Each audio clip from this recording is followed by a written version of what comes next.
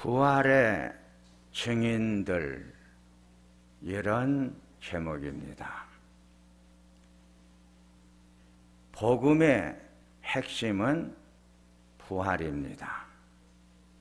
부활은 죽은 자가 살아난 것입니다. 죽었다가 다시 살아나신 분은 예수님 밖에는 없습니다. 부활의 신앙은 죽음이 끝이 아니고 새로운 시작이며, 새로운 시작이 영생이요 구원임을 믿는 것입니다. 첫째, 부활의 첫 증언자들입니다. 누가복음 23장 50절에서 56절을 보면 예수님이 십자가에서 운명을 하시자 아리마대 요셉이 빌라도에게 가서 예수님의 시체를 달라 하여 한 번도 장사한 적이 없는 무덤에 넣어 두었습니다. 여자들이 뒤를 따라와 예수님의 시체를 장사한 모습과 무덤을 본 후 돌아가서 시체에 바를 향유를 준비한 후 안식 후 첫날 새벽에 무덤에 찾아갔을 때 무덤에 돌이 옮겨진 것을 보고 무덤 속에 들어가 보았더니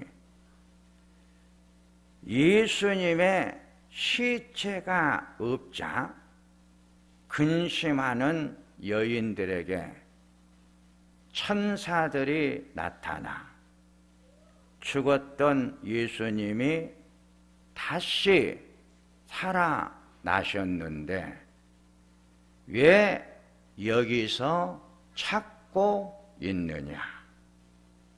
살아나신 예수님은 지금 이 무덤 속에 계시지 않고 갈릴리로 가셨느니라. 갈릴리에서 너희들에게 예언했던 말들을 기억해 보아라. 이때 십자가에서 죽으시고 3일 만에 내가 살아날 것이라는 말씀이 생각이 나 사도들에게 가서 예수님의 부활의 소식을 전해 줍니다. 예수님의 부활의 소식을 첫 번째 전한 자가 천사들이요, 두 번째 전한 자가 막달라 마리아요, 세 번째 전한 자가 베드로입니다. 요한복음 20장 1절에서 10절을 보면 막달라 마리아가 예수님의 부활을 베드로와 다른 제자들에게 달려가서 말을 해주자 다른 제자가 베드로보다 더 빨리 달려가서 무덤을 보았으나 무덤 속으로 들어가지는 못했고 베드로가 무덤 속에 들어가 보았더니 시체를 쌌던 세마포는 있는데 시체가 없는 것을 확인하고 다른 제자들도 들어가 보고 믿더라 그랬습니다. 부활의 기쁜 소식을 네 번째 전한 자가 요한입니다. 요한복음 20장 17절에 요한은 부활하신 예수님이 막달라 마리아에게 내가 아버지께로 올라가게 되었다, 이 말을 직접 들었음을 마지막으로 요한이 증언을 합니다. 요한은 복음서에서 예수의 부활의 소식을 신학적으로 잘 정리를 해가지고 전했습니다. 죽은 나사로를 예수님께서 살리신 사건을 소개를 하면서 예수를 믿으면 죽었다가 다시 살아나는 부활의 축복이 있음을 선언해 줍니다. 요한은 부활의 선언을 요한복음 11장 25절에서 26절의 말씀으로 가르쳐 주었습니다.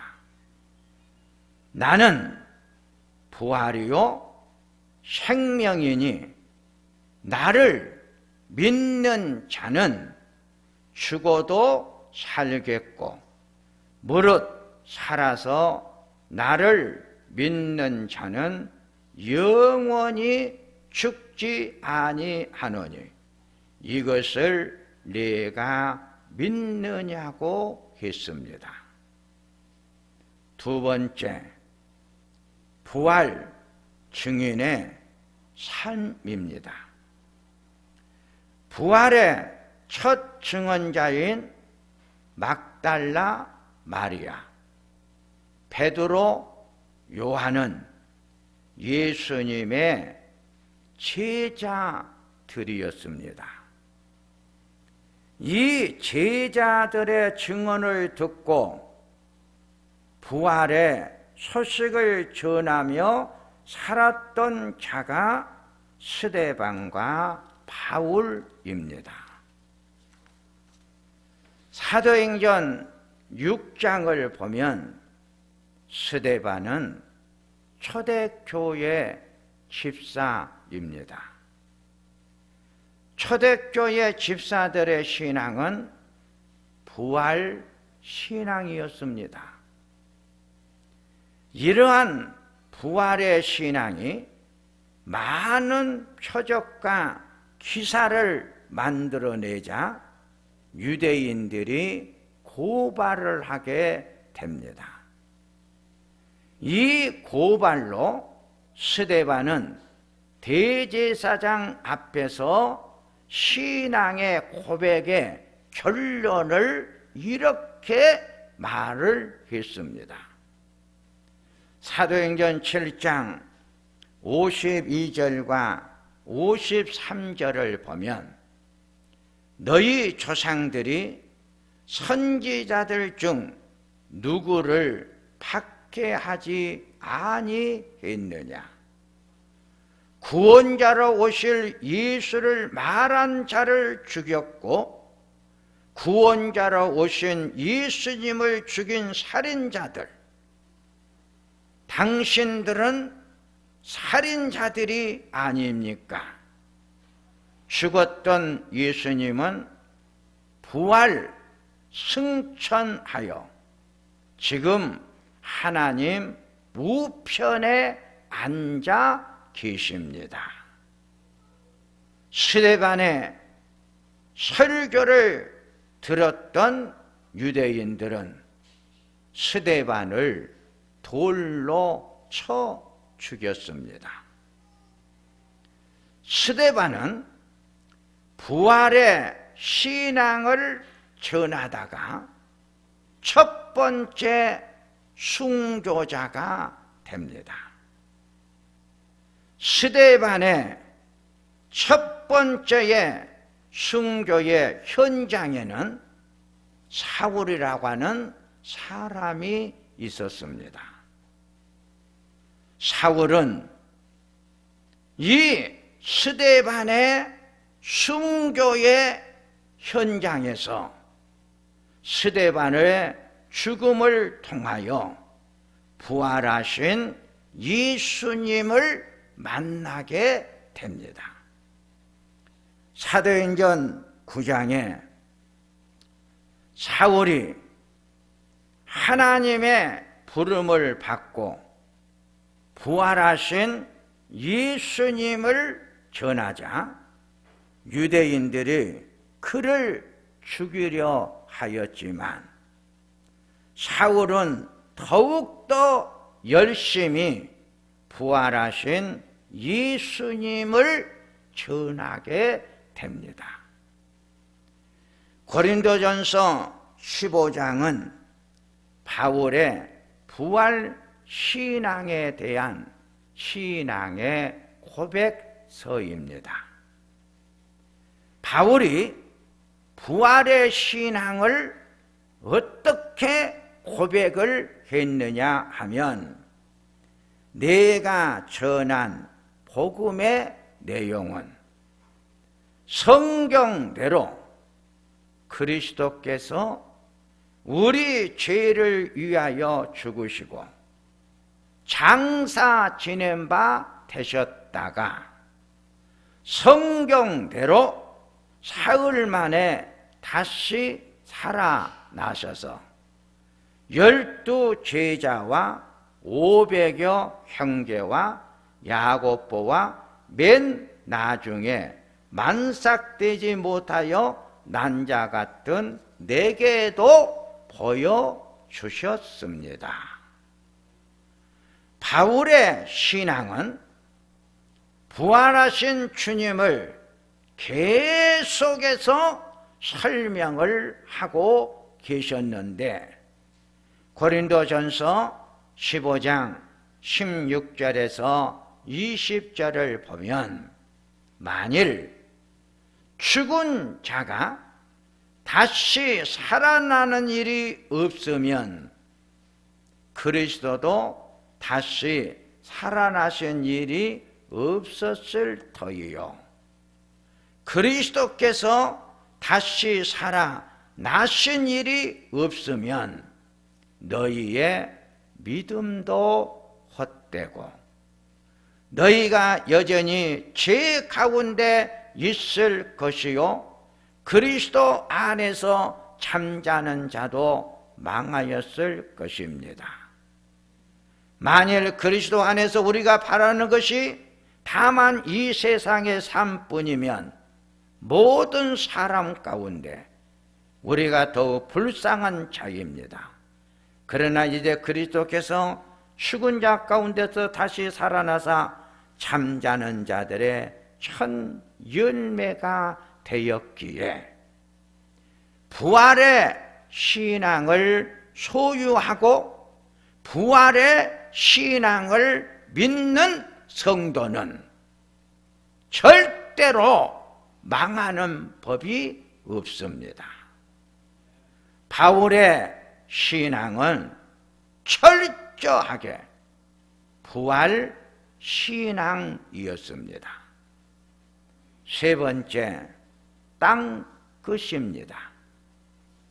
사도행전 1장 8절에 성령의 권능을 받으면 땅 끝까지 이르러서 내 증인이 될 것이라고 했습니다. 부활의 증인의 끝은 땅 끝입니다. 땅 끝 중에 하나인 미지의 나라, 어둠의 나라, 알려지지 않는 나라인 한국에 이 부활의 기쁜 소식을 전하기 위해 85년 4월 5일 부활주일 아침, 인천 제물포항에 언더우드와 아펜셀라 두 선교사가 들어오므로 고려시대는 불교, 조선시대는 유교였다면 근대시대는 기독교의 역사가 시작이 됩니다. 이 부활의 신앙을 가지고 두 선교사가 들어와서 기독교가 한국 역사의 시작이 되었는데, 한국의 부활의 신앙이 들어와 가지고 어떤 역할을 만들어 냈을까? 첫째, 기독교를 통해 근대화의 시대가 열어졌습니다. 부활의 신앙의 복음을 전하기 위해 선교사님들이 입국하기 전 우리나라는 은둔의 나라였습니다.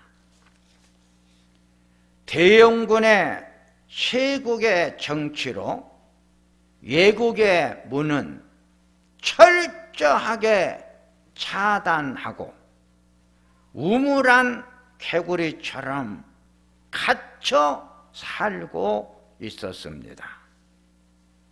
그러다 보니까 우리 안에 문이 열려 모두가 함께 사는 세계의 문이 열려졌습니다.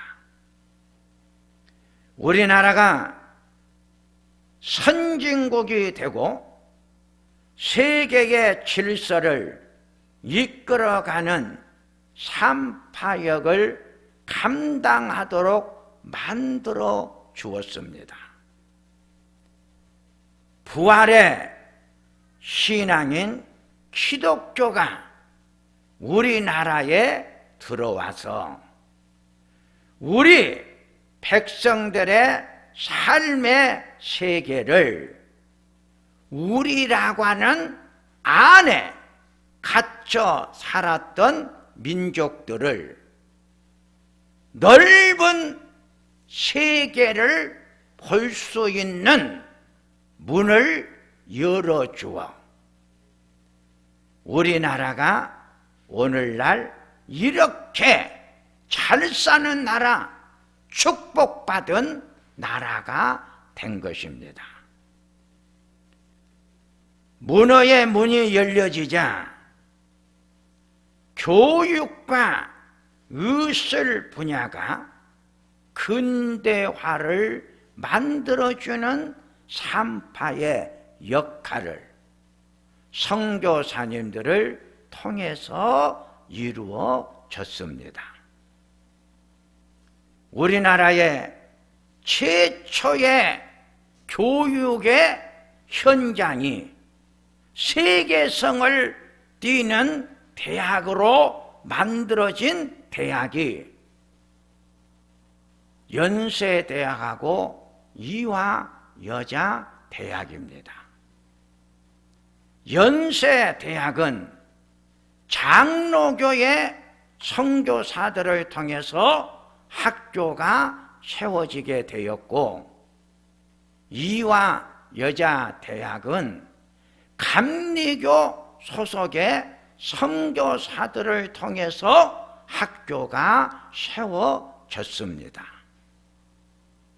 우리나라의 최초의 병원인 강해원이 바로 알렌이라고 하는 선교사를 통해서 우리나라의 의술이 세계화를 만들어내는 역할을 감당했던 것도 바로 선교사들을 통해서 얻어진 축복이었습니다. 두 번째는 정신의 문화를 바꾸어 주었습니다. 불교, 유교의 가정 중심적 삶을 함께 이웃과 더불어 사는 공동체적 삶으로 만들어 주었습니다. 기독교의 정신의 문화를 이끌어 갔던 자가 가난한 농군학교 김용기 장로님이셨습니다. 기독교의 정신의 문화는 자본주의입니다.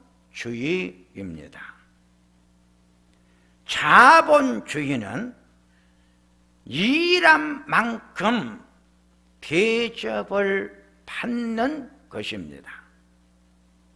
사회주의는 일한 대가를 나누는 것입니다. 자본주의 사상은 열심히 일하고 사는 것입니다. 6.25 전쟁 후 휴전협정을 하고 미군이 한국에 지금까지 주둔하고 있는 것은 우리나라가 사회주의 국가가 되는 것을 막기 위함이었습니다. 세 번째는 영적 성숙성입니다. 우리 민족의 영적 수준은 토속 신앙과 미신적 신앙인 우상 숭배와 주술이었습니다. 인류 역사를 창조하시고 이끌어가신 인격적 하나님이 들어와 영적 어두움의 그림자를 지워버리고 영적으로 성숙한 신앙인들이 들어오므로 신앙생활과 삶의 모습이 성숙한 신앙과 삶을 만들어 주었습니다. 부활의 신앙인 기독교가 우리나라에 들어와서 우리 민족에게 끼친 영향은 지금까지 설명해 준 말씀으로 정리를 할 수가 있습니다. 이제 말씀을 정리를 하면 마태복음 27장 62절에서 66절을 보면 예수님이 십자가에서 죽자 대제사장과 바리새인과 빌라도가 함께 모여 예수가 사흘 후에 다시 살아날 것이라고 예언했던 말들을 생각하고 있었습니다. 예수가 말한 대로 죽었다가 사흘 후에 살아나면 대혼란이 오니 예수의 시체를 제자들이 와서 가져갔다고 말을 하고 무덤을 굳게 지키도록 합시다. 빌라도가 무덤을 철저하게 지킬 수 있는 경비병들이 있지를 않느냐. 그 경비병들을 통해서 무덤을 잘 지키도록 하라고 했습니다. 로마 국가는, 그리고 유대인들은 예수님의 부활을 알려지지 않도록 막고 막았습니다. 어떻게 하든지 다시 살아 잠자는 자들의 첫 열매이신 부활의 주님의 소식이 전해지지 못하도록 그들은 굳게 지키고 지켰습니다. 아무리 부활하신 주님을 전파되지 못하도록 지키고 막았지만 부활의 기쁜 소식은 전 세계에 알려졌고 부활의 신앙인 기독교는 전 세계를 다스리는 종교가 되었습니다. 땅 끝까지 내 증인이 되라고 했습니다. 우리의 사명은 부활의 소식을 땅 끝까지 전하는 것입니다. 부활의 기쁜 소식을 누가 전해야 됩니까? 사랑하는 성도님들이 이제 전해야 합니다. 부활하신 주님을 언제 어디까지 전해야 합니까? 지금부터 땅 끝인 복음을 들어보지 못한 사람들에게 복음을 전하는 것이 땅 끝입니다.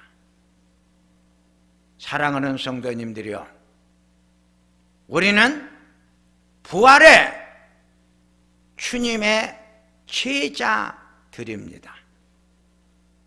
제자의 사명은 땅 끝까지 부활의 주님의 증언자로 살아가는 자들입니다. 부활의 증언자는 바로 나입니다. 내가 부활의 증언자입니다. 그러기에 바울 사도처럼 때를 얻든지 못 얻든지 내 입에서는 부활의 신앙, 부활의 주님을 우리들은 땅 끝까지 전하는 성도님들이 다 되시기를 축원합니다. 기도하겠습니다. 하나님, 부활 주일입니다. 어둠의 나라, 갇혀있는 나라, 미지의 나라, 우리나라에 부활의 기쁜 소식을 가지고 두 선교사님이 들어오셔 우리 백성들의 24%를 복음화를 시킨 민족입니다. 하나님, 땅끝은 지금도 우리를 기다리고 있습니다.